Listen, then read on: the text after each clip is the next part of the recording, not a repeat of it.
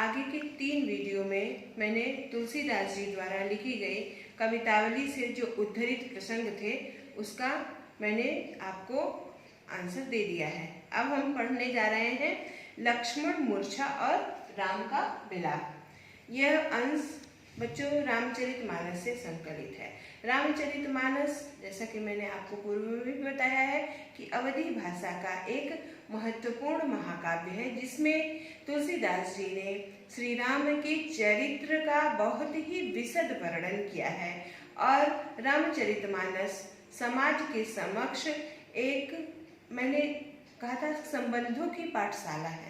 रामचरितमानस संबंधों की पाठशाला है और संबंधों का किस प्रकार एक भाई को भाई के साथ, एक पुत्र का पिता के साथ, एक पति का अपने पत्नी के साथ और एक पुत्र का अपने माता के साथ, एक स्वामी का एक सेवक के साथ और एक सेवक का एक स्वामी के साथ, या एक मित्र का अपने मित्र के साथ किस प्रकार का संबंध होता है, यह इस महाकाव्य में हमें आदर्श रूप में देखने को मिलता है।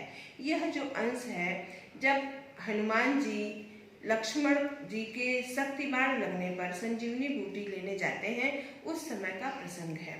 बच्चों, लक्ष्मण मूर्छा और राम का विलाप। राम जी लक्ष्मण जी के मूर्छित होने पर किस प्रकार विलाप करते हैं, यह इस प्रसंग में उद्धृत है। तब प्रताप उर राखी प्रभु जइहु नाथ तुरंत, अस कही आयस उपाई पद बंदी चले हनुमंत। भरत बाहुबल शील गुण प्रभु पद प्रीति अपार, मन महु जात सराहत पुनि पुनि पवन कुमार। बच्चों, इस दोहे की व्याख्या हम लोग कर देखते हैं। तब प्रताप, तब मैंने आपके, प्रताप मतलब पौरुष पराक्रम को, उर मैंने हृदय में, राख मैंने स्मरण करके, यानी तब मैंने आपके प्रताप मतलब शौर्य एवं पराक्रम को, उर मैंने हृदय में रख करके, प्रभु जइहु नाथ तुरंत, हे नाथ मैं वहां तुरंत चला जाऊंगा। जैसे यह प्रसंग हनुमान जी पर लिखा गया है। हनुमान जी कहते हैं कि राम लक्ष्मण के मूर्छित होने से भाव विभोर हैं, विह्वल हैं और उन्हें भय लग रहा है कि अगर हनुमान उन्हें संजीवनी बूटी समय पर नहीं लेकर आ पाए तो क्या होगा। तो ऐसी स्थिति में हनुमान जी राम जी को सांत्वना देते हुए कहते हैं, तब प्रताप उर राखी प्रभु जइहु नाथ तुरंत, हे नाथ मैं आपके प्रताप को हृदय में रख करके वहां तुरंत पहुंच जाऊंगा। अस कही, ऐसा कह करके, आयश उपाई आज्ञा प्राप्त करके, पद बंदी उनके कमलवत चरणों की वंदना करके चले वो हनुमंत, हनुमान जी वहां से प्रस्थान करते हैं। कहते ऐसा कर, अस कही ऐसा कह करके, आयस उपाई आज्ञा प्राप्त करके, पद बंदी उनके कमलवत चरणों की वंदना करके चले वो हनुमंत, हनुमान जी वहां से प्रस्थान करते हैं। भरत बाहुबल शील गुण प्रभु पद प्रीति अपार। अब मार्ग में जाते हुए हनुमान जी भरत के बाहुबल, भरत के बारे में स्मरण करते हुए उनकी भुजाओं के बल, उनकी शील अर्थात विनम्रता, गुणों और प्रभु पद प्रीति अपार, भगवान श्री राम के चरणों में उनके अनन्य प्रेम को मन महु जात सराहत, मन ही मन सराहना करते हुए जा रहे थे। पुनि पुनि पवन कुमार, पुनि पुनि अर्थात बार बार, पवन कुमार हनुमान जी।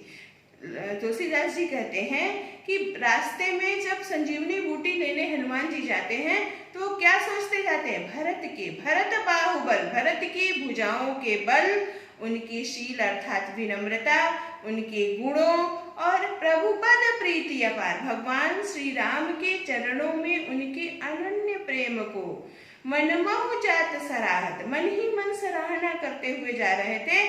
पुनि पुनि पवन कुमार, बार बार पवन कुमार मन ही मन सराहना करते हुए जा रहे थे। बच्चों, ये इस प्रकार देखेंगे।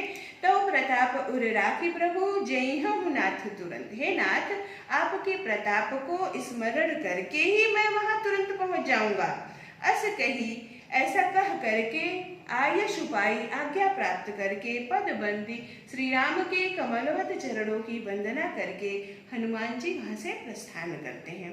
और मार्ग में जाते हुए वो भरत के गुणों के बारे में स्मरण करते हुए कहते हैं, भरत बाहुबल शील गुण प्रभुपद प्रीति अपार। यानी भगवान भरत के बाहुबल, भुजाओं के बल, उनके शील, उनके गुण और उनके श्री राम के चरणों में अनन्य प्रेम को मन ही मन सराहना करते हुए बार बार पवन कुमार जा रहे थे। बच्चों, इसमें अनुप्रास अलंकार, बाहुबल, फिर प्रभुपद, प्रीति, पुनि पुनि में पुनरुक्ति प्रकाश अलंकार और मनमोह में अनुप्रास अलंकार और उत्प्रेक्षा अलंकार की सुंदर छटा दृष्टव्य है। आइए अब हम और प्रमुख जो पंक्तियां हैं वो दोहा छंद में लिखी गई हैं, अवधी भाषा है। अब जब और यहाँ हनुमान जी तो संजीवनी बूटी लेने के लिए प्रस्थान करते हैं। यहाँ उहाँ राम लक्ष्मण ही निहारी बोले बचन मनुजे अनुसार। वहाँ राम जो लक्ष्मण के सिर को अपने गोद में रख करके उसे निहारते ध्यान पूर्वक देखते हुए और बोले वचन मनुजे अनुसारी, एक सामान्य मानव की भावभूमि पर आकर के, यानी श्री राम के व्यवहार से कहीं भी ऐसा प्रतीत नहीं होता है कि वो तीनों लोगों की रक्षा करने वाले भगवान विष्णु के अवतार हैं। उनके पास किस शक्ति या सामर्थ्य की कमी है। वो चाहे तो एक क्षण में लक्ष्मण जी को पुनर्जीवित कर सकते हैं, परंतु वो ऐसा नहीं करते हैं।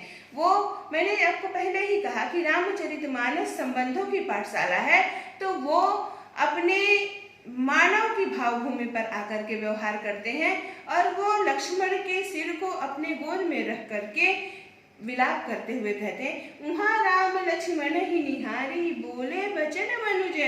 राम जी जो है लक्ष्मण के सिर को अपने गोद में रख करके सामान्य मानव की भावभूमि पर आकर के विलाप करते हैं। अर्धरात्रि गई कपि नहीं आए हो। अर्धरात्रि व्यतीत हो चुकी है और हनुमान अभी आए नहीं हैं। राम उठाई अनुजूर लायो। राम जो है बार बार लक्ष्मण जी को उठा करके अपने हृदय से लगा लेते हैं। सकहु न दुखित देखि मोहि काऊ करे। और लक्ष्मण जी के गुणों का स्मरण करते हुए कहते हैं, बच्चों, सकहु न दुखित देखि मोहि काऊ, यानी मुझे एक क्षण मात्र के लिए भी तुम मुझे दुखी नहीं देख सकते थे। बंधु सदा तब मृदुल स्वभाव। हे भाई, तुम्हारा स्वभाव सदैव से ही बहुत ही मृदुल था। मम हित लागी तजेउ पितु माता। मेरे साथ रहने के लिए तुमने माता पिता तक का परित्याग कर दिया। सहेव विपिन हिम आतप। सहेव माने सहन किया, विपिन माने वन में, हिम माने प्रचंड शीत, आतप माने गर्मी और वाता माने वायु। यानी वन, मेरे साथ रहने के लिए तुमने वन में प्रचंड गर्मी, शीत और वायु को सहन किया। कहते हैं, ममहित लागी तजेउ पितु माता। मेरे साथ रहने के लिए तुमने माता पिता तक का परित्याग कर दिया। और सहेहु विपिन हिम आतप वाता। और वन में विविध प्रकार के कष्टों को सहा। प्रचंड गर्मी, प्रचंड शीत, प्रचंड वायु को तुमने मेरे साथ रहने के लिए सहन किया और तुम क्षण मात्र के लिए भी मुझे दुखी नहीं देखना चाहते थे। हे भाई, तुम्हारा स्वभाव सदैव से ही बहुत ही मृदुल था। इस प्रकार बच्चों, रामचरितमानस में तो राम के विलाप के द्वारा या तुलसीदास जी ये प्रदर्शित करना चाहते हैं कि एक भाई अपने भाई से किस प्रकार का प्रेम करता है। कहते, सो अनुराग कहाँ अब भाई। हे भाई, तुम्हारा वह अनुराग अब कहाँ चला गया है। उठहु न सुनी मम बचे विकलाई। क्यों नहीं तुम इस प्रकार, विकलाई मैंने विकलता पूर्वक वचनों को सुन करके क्यों नहीं उठ जा रहे हो। हे भाई, तुम्हारा वह अनुराग अब कहाँ चला गया। उठहु न सुनी मम बचे विकलाई। मेरे व्याकुलता भरे वचनों को सुन करके क्यों नहीं तुम उठ जा रहे हो। सो अनुराग कहाँ अब भाई, उठहु न सुनी मम बचे विकलाई। तुलसीदास जी कहते हैं कि राम जी कह रहे हैं कि वह तुम्हारा वह प्रेम कहाँ चला गया है। मेरे इस व्याकुलता भरे वचन को सुन करके क्यों नहीं तुम उठ जा रहे हो। बन बंधु बिछुहु। कहते, यदि मैं जानता कि वन में जाने से तुम्हारे जैसा प्रिय भाई मुझसे रूठ जाएगा, मुझसे बिछो हो जाए। बिछो मतलब दूर हो जाना। कहते जो जन त्यों बन बंधु बिछो, यदि मैं जानता कि वन में जाने से तुम्हारे जैसा भाई मुझसे दूर हो जाएगा, पितु वचन मन त्यों नहीं हो, तो मैं पिता का वचन मानने से इनकार कर देता। बच्चों देखो, रामचरितमानस में श्री राम का चरित्र मर्यादा पुरुषोत्तम क्यों कहा गया है? क्यों? क्योंकि उन्होंने अपने पिता की एक आज्ञा का पालन करने के लिए राजमहल के सुख वैभव का परित्याग करके वन में जाने का प्रस्ताव स्वीकार कर लिया था और वन का कठिन जीवन जीने के लिए वो तैयार हो गए थे। और यहाँ पर यानी वहाँ पिता की, राम के चरित्र की समस्त महानता उनके वचन पालन में है। परंतु यहाँ जब लक्ष्मण जी को मूर्छित अवस्था में वो देखते हैं तो वो कहते हैं कि यदि मैं जानता कि वन में जाने से तुम्हारे जैसा प्रिय भाई मुझसे खो जाएगा, तो मैं पिता का वचन मानने से इनकार कर देता। अर्थात राम अपनी प्रसिद्धि के प्रमुख आधार को ही छोड़ देना चाहते हैं। वो अपने प्रिय भाई के साथ, यानी भाई भ्रातृ सुख के लिए वो किसी भी प्रकार की त्याग करने के लिए तैयार हैं। तो ये आदर्श तुलसीदास जी ने समाज के सम्मुख प्रस्तुत किया है। कहते हैं, सुत वित नारी भवन परिवार, हो ही जाहि जग बार। सुत अर्थात पुत्र, वित्त अर्थात धन, नारी माने स्त्री, भवन भवन अट्टालिका घर, और परिवार। कहते सुत वित नारी भवन परिवार, सुत पुत्र, धन, नारी अर्थात स्त्री, भवन और परिवार, हो ही जाहि जग बार ही बारा। ये तो संसार में बार बार प्राप्त किए जा सकते हैं। कहते पुत्र, धन, पत्नी, घर और परिवार, ये सब चीजें तो वस्तुएं तो संसार में बार बार प्राप्त की जा सकती हैं। परंतु अस विचार जिय जागहु ताता, मिलहि न जगत सहोदर भ्राता। कहते लेकिन तुम्हारे जैसा भाई एक ही माँ के गर्भ से उत्पन्न, सह उदर, सहोदर, सह उदर यानी एक ही माँ के गर्भ से उत्पन्न होने वाले दो भाइयों में भी वैसा प्रेम नहीं रहता है जैसा तुम मुझसे प्रेम करते हो। इसलिए मैं तुम्हारे लिए, मैं किसी भी सुख को त्याग करने के लिए तैयार हूँ। इसलिए हे भाई, ऐसा विचार करके तुम क्यों नहीं उठ जा रहे हो? कहते हैं अस विचार जिय जागहु ताता, ऐसा विचार करके, जी मने हृदय में, जागहु ताता, हे भाई उठ जाओ। मिलहि न जगत सहोदर भ्राता, मैं तुम्हारे समान प्रिय भाई एक ही माँ के गर्भ से उत्पन्न होने पर भी इस संसार में दुर्लभ है। इसलिए हे भाई, तुम अब इस मूर्छा का परित्याग करो और उठ जाओ। फिर अपनी दयनीय स्थिति की ओर संकेत करते हुए कहते हैं, जथा पंख बिनु खगयति दीना। जिस प्रकार उदाहरणों के माध्यम से अपनी बात की कितनी सुंदर अभिव्यक्ति की है तुलसीदास जी ने। कहते जथा पंख बिनु खगयति दीना, जिस प्रकार पक्षी पंख के बिना अत्यंत दीनहीन है। मणि बिनु फड़ी, मणि के बिना, फड़ी अर्थात सर्प दीनहीन है। और करिवर, करिवर होता है हाथी, और कर सूंड, और सूंड के बिना हाथी दीनहीन होता है। कहते जिस प्रकार पक्षी पंख के बिना, मणि के बिना सर्प और सूंड के बिना हाथी दयनीय होता है, असमम जीवन बंधु बिनु तोहि। हे भाई, ऐसा ही मेरा जीवन तुम्हारे बिना है। जौ जड़ देव जिया वही मोहि, यदि यह निष्ठुर विधाता मुझे जीवित रखता है तो मेरा भी जीवन उसी प्रकार निरर्थक होगा, महत्वहीन होगा, मूल्यहीन होगा, जिस प्रकार पक्षी पंख के बिना, सूंड के बिना हाथी और मणि के बिना सर्प का जीवन निरर्थक होता है। कहते असमम जीवन बंधु बिनु तोहि, जो जड़ देव जिया वही मोहि। कहते यह निष्ठुर विधाता, यानी एक मानव की तरह से कहते हैं कि यदि यह निष्ठुर विधाता मुझे पुनः अभी भी आगे भी जीवित रखता है तो मेरा जीवन भी इन्हीं की भांति निरर्थक होगा। फिर कहते हैं, बरु अपजस सहते हु जग माही। कहते कि बहुत सारे अपयसों को मैं सहन करने के लिए तैयार हूँ। नारी हानि विशेष क्षति नाई। कहते हैं स्त्री अगर खो जाती है, स्त्री की हानि हो जाती है तो वो कोई बहुत अधिक क्षति नहीं है। बच्चों, तुलसीदास जी की 2-3 पंक्तियों से ऐसा उल्लेख मिलता है कि तत्कालीन समाज में नारी की स्थिति बहुत ही दयनीय थी। उसे एक सामान्य वस्तु की तरह से ही चित्रित किया जाता था। तो कह रहे बरु अपजस सहते हु जगमाई, कह रहे कि मैं इस संसार में बहुत सारे अपयश को सहन करने के लिए तैयार हूँ। नारी हानि विशेष क्षति नहीं, यानी नारी की हानि होना कोई बहुत क्षति की बात नहीं है, परंतु अब अपलोक शोक सुत सोरा, करे कि तुम्हारा शोक तो अपलोक हो जाएगा, यानी असहनीय है।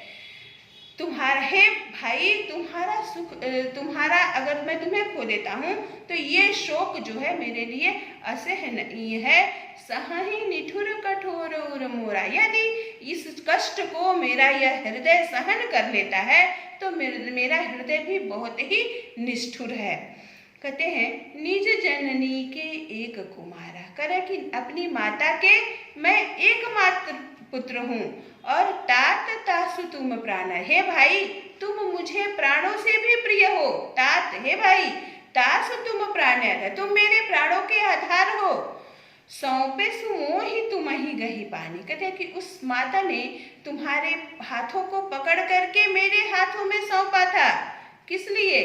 सब विधि परम सुखद हित जानी, सभी प्रकार तुम मेरे साथ रहने पर तुम्हारा जीवन सभी प्रकार से सुखद होगा, कल्याणकारी होगा, ऐसा सोच करके उस माँ ने तुम्हारा हाथ मेरे हाथों में सौंपा था। अब कहते उतर काह तेई हूँ तेई जाई, मैं जाकर के उसको क्या उत्तर दूंगा? उतर काह तेई हूँ तेई जाई, उसको जाकर के मैं क्या उत्तर दूंगा?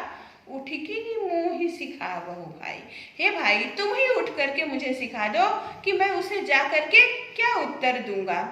बहुविधि सोचत सोच विमोचन, इस प्रकार बहुत विभिन्न प्रकार की बातें सोच रहे हैं। कौन सोच रहा है? सोच विमोचन, लोगों को, समस्त संसार को उसकी चिंताओं से निवारण करने वाले भगवान श्री राम विविध प्रकार की बातें सोच रहे हैं। स्रवत, स्रवत अर्थात चू रहे हैं, सलिल अर्थात जल, और राजीव यानी कमल की, दल मने पंखुड़ियों के, लोचन मने नेत्रों, यानी उनकी कमल की पंखुड़ियों के समान नेत्रों से अश्रु चू रहे हैं। उमा एक अखंड रघुराई, उमा, यह समूचा वृत्तांत जो है शिव जी पार्वती जी को सुना रही हैं और कह रहे हैं कि नरगति भगति कृपाल दिखाई, ये मानवीय लीला कर रहे हैं।